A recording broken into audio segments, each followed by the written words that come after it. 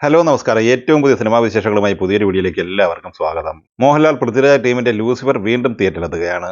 ഈ വരുന്ന മാർച്ച് 20 വ്യാഴാഴ്ചയാണ് ഈ സിനിമ വീണ്ടും തിയേറ്ററിലെത്തുന്നത്.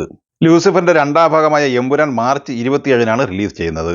അപ്പോൾ എമ്പുരാൻ വരുന്നതിന് ഒരാഴ്ച മുമ്പ് ആദ്യ ഭാഗമായ ലൂസിഫർ വീണ്ടും തിയേറ്ററിൽ കാണാൻ സൗകര്യം ഒരുങ്ങിയിരിക്കുകയാണ്. അതേസമയം എമ്പുരാന്റെ പ്രൊമോഷൻ ഫാൻ ഷോ ബുക്കിംഗും ലോകമെമ്പാടുമായി പുരോഗമിക്കുകയാണ്. കേരളത്തിലെ 1000 സീറ്റ് തിയേറ്ററുകളെല്ലാം തന്നെ എമ്പുരാന്റെ ഫാൻ ഷോയ്ക്കായി നിലവിൽ ബുക്കിംഗ് കഴിഞ്ഞിരിക്കുകയാണ്. തളപതി വിജയന്റെ ലിയോ കേരളത്തിൽ ആദ്യ ദിവസം നേടിയെടുത്ത 12 കോടി എന്ന ഓപ്പണിംഗ് കളക്ഷൻ റെക്കോർഡ് തകർക്കാനുള്ള നീക്കവുമായാണ് എമ്പുരാന്റെ പ്രൊമോഷനും ഫാൻ ഷോ ബുക്കിംഗും തുടരുന്നത്. ഫഹദ് ഫാസിൽ, നസ്രിയ എന്നിവർ പ്രധാന താരങ്ങളാകുന്ന ട്രാൻസ് എന്ന സിനിമ റീ റിലീസിന് ഒരുങ്ങുന്നു എന്ന വാർത്ത ഇന്നലെ പുറത്തു വന്നിട്ടുണ്ട്.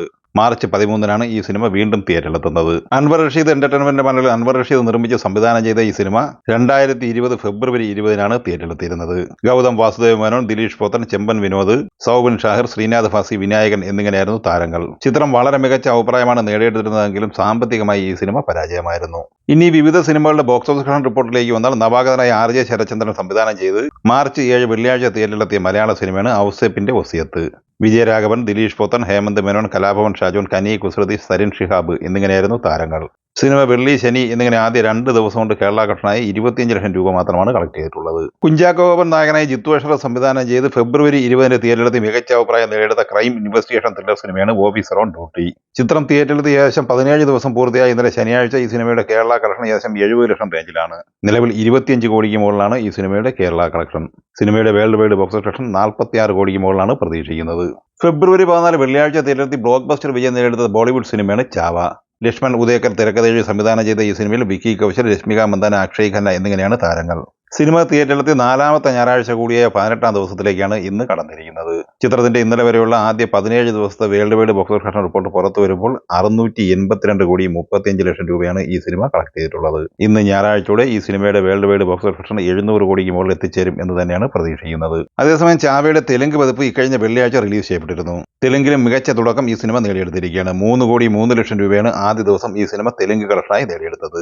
ഫെബ്രുവരി 21-ന് തിയേറ്ററിലെത്തി വമ്പൻ വിജയം നേടിയെടുത്ത് മുന്നേറുന്ന തമിഴ് സിനിമയാണ് ഡ്രാഗൺ. അശ്വത് മാരിമുത്ത് തിരക്കഥയിൽ സംവിധാനം ചെയ്ത ഈ സിനിമയിൽ പ്രദീപ് രംഗനാഥൻ, കയാതു ലോഹർ, അനുപമ പരമേശ്വരൻ എന്നിങ്ങനെയാണ് താരങ്ങൾ. ഇന്നലെ ശനിയാഴ്ച വരെയുള്ള ആദ്യ 17 ദിവസം കൊണ്ട് വേൾഡ് വൈഡ് ബോക്സ് കളക്ഷനായി ഈ സിനിമ കളക്ട് ചെയ്തിട്ടുള്ളത് ഏകദേശം 140 കോടി റേഞ്ചിലാണ്. 18-ാം ദിവസമായ ഞായറാഴ്ചയോടെ ഈ സിനിമയുടെ വേൾഡ് വൈഡ് ബോക്സ് കളക്ഷൻ 180 കോടി മറികടക്കും എന്ന് തന്നെയാണ് പ്രതീക്ഷിക്കുന്നത്.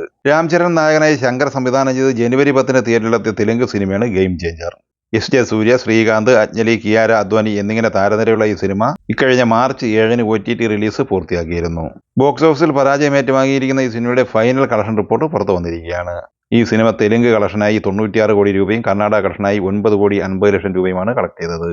തമിഴ്നാട്ടിൽ നിന്ന് 11 കോടി 25 ലക്ഷം കളക്ട് ചെയ്ത ഈ സിനിമയുടെ കേരള കളക്ഷൻ 75 ലക്ഷം രൂപ മാത്രമാണ്.